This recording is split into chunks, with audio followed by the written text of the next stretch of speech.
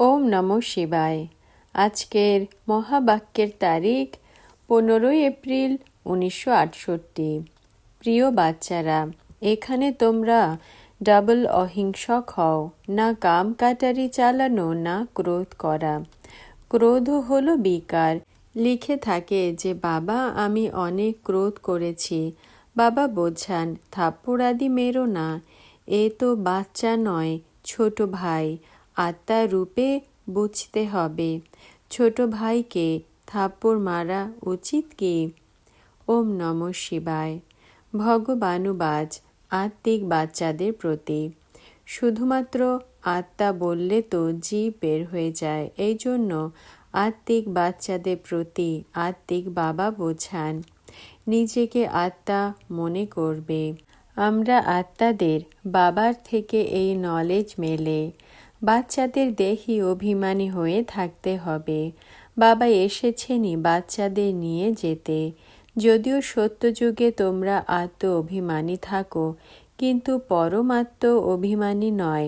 এখানে তোমরা আত্ম অভিমানীও হও, তো পরমাত্ম অভিমানীও হয়ে থাকো, অর্থাৎ আমরা পরমাত্মা বাবার সন্তান।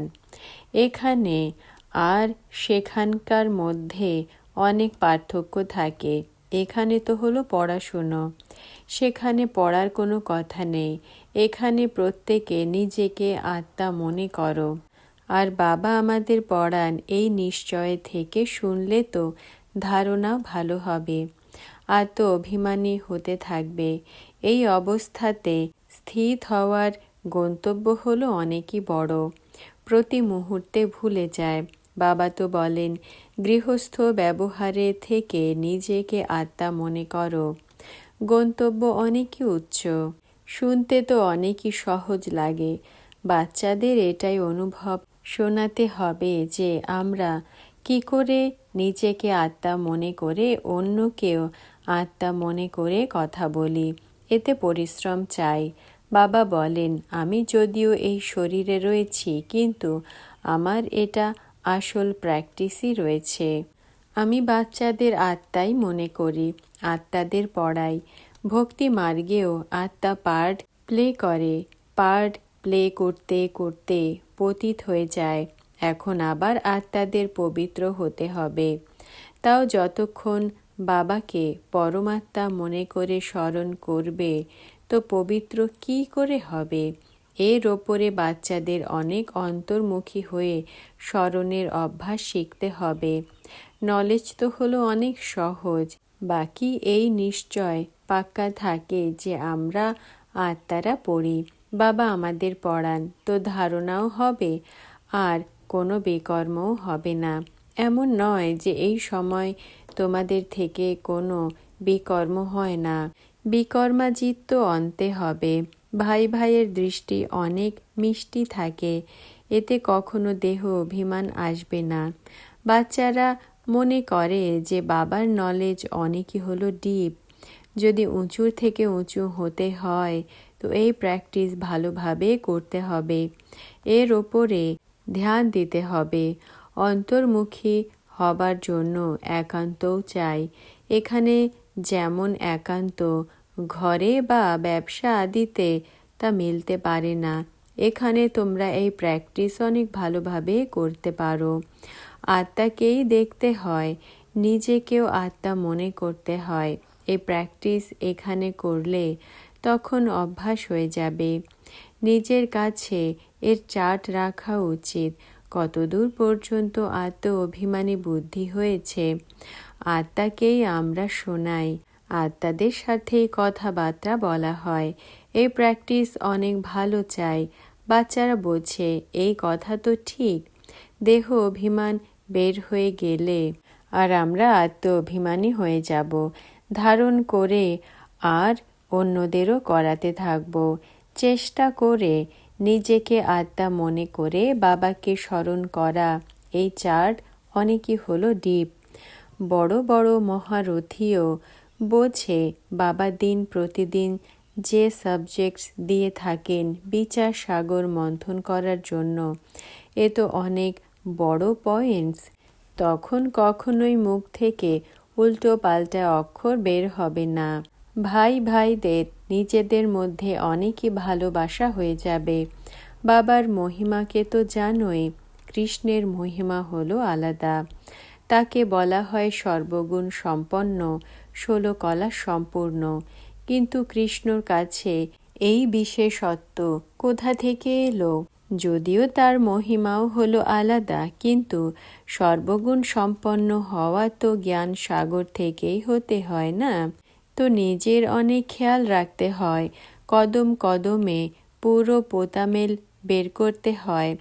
ব্যবসায়ীরা সারা দিনের হিসাব নিকাশ রাতে সামলায়, তোমাদেরও হলো ব্যবসা না? রাতে শোয়ার সময়ে নিজের চেক করতে হয়, আমি ভাই ভাই মনে করে কথা কি বলেছি? কাউকে ভাই না মনে করে দুঃখ দেয়নি তো? কারণ এ তো জানো যে আমরা সবাই ভাইরা ক্ষীর সাগরের দিকে যাই। এ তো হলো বিষয় সাগর। তোমরা এখন না রাবণ রাজ্যে রয়েছ, না রাম রাজ্যে রয়েছ, তোমরা মাঝে রয়েছ। তো নিজেকে আত্মা মনে করে বাবাকে স্মরণ করার পুরুষার্থ করতে হবে। দেখতে হবে যে কতদূর পর্যন্ত আমাদের সেই অবস্থা থাকে, ভাই ভাইয়ের দৃষ্টি থাকে। সবাই হলো ভাই ভাই, এই শরীর দ্বারা ভূমিকা পালন করে। আত্মা জানে এই শরীর হলো বিনাশী, আত্মা হলো অবিনাশী। আমরা 84 জন্মের পার্ট প্লে করেছি, এখন আবার বাবা এসেছেন। বাবা বলেন যে মামেকম স্মরণ করো, নিজেকে আত্মা মনে করো। আত্মা মনে করলে ভাই ভাই হয়ে যায়। বাবা ছাড়া আর কারোরই পার্ট নেই, প্রেরণা আদির তো কোনো কথাই নেই। যেমন টিচার বসে বোঝান, তেমনি বাবা বাচ্চাদের বোঝান। এই বিচার করার কথা, তাই না? এতে টাইম দিতে হয়। বাবা ব্যবসা আদি করার জন্য তো বলে দেন, কিন্তু স্মরণের যাত্রাও হলো জরুরি। নিজেকে আত্মা মনে করে বাবাকে স্মরণ করতে হবে। এর জন্য টাইম চাই, টাইম বের করাও উচিত। সার্ভিসও সবার হলো ভিন্ন। কেউ টাইম বের করতে পারে, যেমন জগদীশ অনেক টাইম বের করতে পারে। অনেকে প্র্যাকটিস করতে পারে, ম্যাগাজিনেও শিক্ষা দিতে পারে। এতেও এমন যুক্তি দ্বারা লেখা উচিত যে এখানে আমাদের বাবাকে এমনভাবে স্মরণ করতে হয়, একে অপরকে ভাই ভাই মনে করা হয়। বাবা এসে সব আত্মাদের পড়ান, আত্মাতে দৈবী গুণের সংস্কার এখন ভরতে হয়। মনুষ্য প্রশ্ন করে যে ভারতের প্রাচীন যুগ কি? তোমরা বোঝাতে পারো, কিন্তু তোমরা এখন অল্প রয়েছ, তোমাদের নাম বের হয় না। ঈশ্বর যোগ শেখায় তো নিশ্চয়ই তার বাচ্চারাও হবে, তারাও জানবে। কারোরই জানা নেই যে নিরাকার বাবা কি করে এসে পড়ান, তিনি নিজেই বোঝান। আমি কল্প কল্প সঙ্গম যুগে আসি, এসে শোনাই যে আমি এভাবে আসি, কারো তনে আসি। এতেও বিভ্রান্ত হবার কোনো কথা নেই। এটা হলো পূর্ব নির্মিত ড্রামা, একের মধ্যেই আসেন। রাইট কথা তো হলো একই, প্রজাপিতা ব্রহ্মা দ্বারা স্থাপনা। সেই প্রবীণ বাচ্চা সর্বপ্রথমে হয়, আদি সনাতন দেবী দেবতা ধর্ম স্থাপনা করেন। এরপর সেই প্রথম নম্বরে আসে। এই চিত্রের ওপরে বোঝানো হলো অনেক ভালো, ব্রহ্মা তথা বিষ্ণু, বিষ্ণু তথা ব্রহ্মা কে করে হয়, আর কেউই বুঝতে পারে না। বোঝানোরও যুক্তি রয়েছে না? এখন তোমরা বোঝো বাবা কি করে আদি সনাতন দেবী দেবতা ধর্মের স্থাপনা করে এসেছেন, কি করে চক্র ঘোরে। এই কথাকে আর কেউই জানতে পারে না। তো বাবা বলেন এমন যুক্তি দ্বারা বোঝাও, লেখো।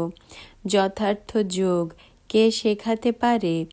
এই মানুষরা যখন জানতে পেরে যাবে তখন তোমাদের কাছে অনেকেই আসবে। এত বড় বড় আশ্রম যা বানানো হয়েছে তা সবই হিলতে থাকবে, শেষের দিকে তো হতেই হবে। এরপর ওয়ান্ডার খাবে, এত সব যে সংস্থা রয়েছে তা সব হলো ভক্তি মার্গের, জ্ঞান মার্গের একটাও নয়। তাই তো তোমাদের বিজয় হবে। এও তোমরা জানো, প্রত্যেক 5,000 বছর পরে বাবা আসেন। বাবার দ্বারা তোমরা শেখো আর এরপর শেখাতে থাকো। কি করে কাকে সম্মুখে বোঝাবো, কি করে লিখে পাঠাবো। কল্প কল্প এমনই চলতে চলতে শেষের দিকে এমন যুক্তি বের হবে যে অনেকে জানতে পেরে যাবে বাবা ছাড়া ধর্ম স্থাপনা কেউ করতে পারে না। তোমরা বলছো ওই দিকে রয়েছে রাবণ আর এই দিকে হলো রাম। রাবণের ওপরে তোমরা জিত প্রাপ্ত করো। তারা সবাই হলো রাবণের সম্প্রদায়। তোমরা ঈশ্বরীয় সম্প্রদায়ের কত অল্প রয়েছ। ভক্তিমার্গের কত প্রচার হয়, কত শো হয়। যেখানে জল রয়েছে সেখানে মেলা লাগে। কত খরচা হয়, কত ডুবে থাকে, কত মরে। এখানে তো সেসব কথা নেই। তবুও বাবা বলেন আশ্চর্যবোধ আমাকে চিনে, আমার কথা শুনিয়েও পবিত্র থেকে আবারও ওহো মায়া তোমার দ্বারা হার খেয়ে ফেলে। কল্প কল্প এমনই হয়। মায়ার সাথে যুদ্ধ না? মহাভারতেরও কত প্রভাব রয়েছে। এই সব হলো ভক্তি। ভক্তিকে তো চলতেই হয়।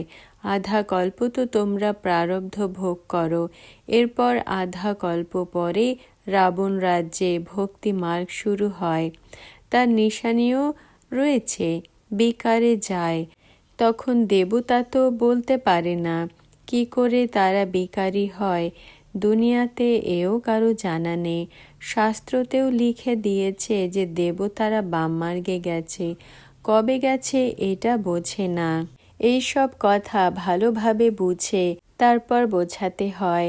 তাও তখনই বুঝবে যখন প্রথমে নিশ্চয় বুদ্ধি হবে।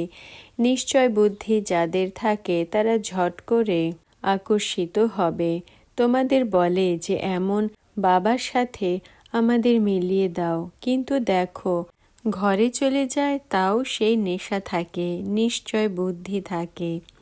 যদিও স্মরণ বিরক্ত করে, চিঠি লেখে তুমি আমাদের বাবা, তোমার থেকে আমরা এত উচ্চ বর্ষা প্রাপ্ত করি, তাহলে তোমার সাথে আমরা কেন না মিলিত হই? তোমার সাথে মিলিত না হয়ে আমরা থাকতে পারি না। বাগদানের পর মেলে, তাই না? কুমারীর বাগদান হয়ে গেলে অন্তরে ছটফট করে। তোমরাও বোঝো সে আমাদের অসীম জগতের বাবা, টিচার, পতি, কাকা, মামা আদি সব সম্বন্ধ একের সাথেই। আর সবার থেকে তো দুঃখই মেলে। তাদের তুলনায় বাবা সব সুখ দিয়ে থাকেন। যদিও সেখানে ফ্যামিলি কম হয়, কিন্তু সবাই সুখই দিয়ে থাকে। তোমরা সুখের বন্ধনে বেঁধে থাকো। আগে দুঃখের বন্ধনে ছিলে, এখন এ হলো পুরুষোত্তম হবার পুরুষোত্তম সঙ্গম যুগ। মানুষের বুদ্ধিতে আধা কল্প ধরে শাস্ত্র আদির কথা যা বসে রয়েছে তা বেরই হয় না, বারবার ভুলে যায়। মূল কথা হলো নিজেকে আত্মা মনে করে বাবাকে অনেকই ভালোবেসে স্মরণ করা। স্মরণের দ্বারাই খুশির পারা চড়বে। ভক্তি তো করে এসেছ, আমরাই সব থেকে বেশি ভক্তি করেছি। ছটফট করতে করতে ধাক্কা খেতে খেতে মিলেছে। এখন বাবা এসেছেন ফেরত নিয়ে যেতে, তো নিশ্চয়ই পবিত্র হতে হবে, দৈবী গুণও ধারণ করতে হবে। সারা দিনের চার্ট রাতে বের করতে হবে। আজ সারা দিনে আমি কতজনকে বাবার পরিচয় দিয়েছি। বাবার পরিচয় না দিয়ে সুখ আসে না, যেন ছটফট করে, বিঘ্নও অনেক পড়ে, কত মার খায়। আর কোনো সৎসঙ্গে পবিত্রতার কথাই নেই। এখানে তোমরা পবিত্র হও তো কত বিঘ্ন দেয়। পাবন হয়ে ফেরত যেতেই হবে, এও তোমরা জানো। সংস্কার আত্মাই নিয়ে যায়। বলে যে যুদ্ধের ময়দানে মরলে তারা স্বর্গে যাবে, এজন্য অনেকেই খুশির সাথে লড়াইয়ে যায়। এখন স্বর্গ কোথায়? বাকি হ্যাঁ, সংস্কার নিয়ে যায় তো আবার শরীর ছেড়ে লড়াইয়ের ময়দানেই চলে যায়। তোমাদের কাছে দেখো কমান্ডার, মেজর, সিপাই আদি কোথায় কোথায় আসে।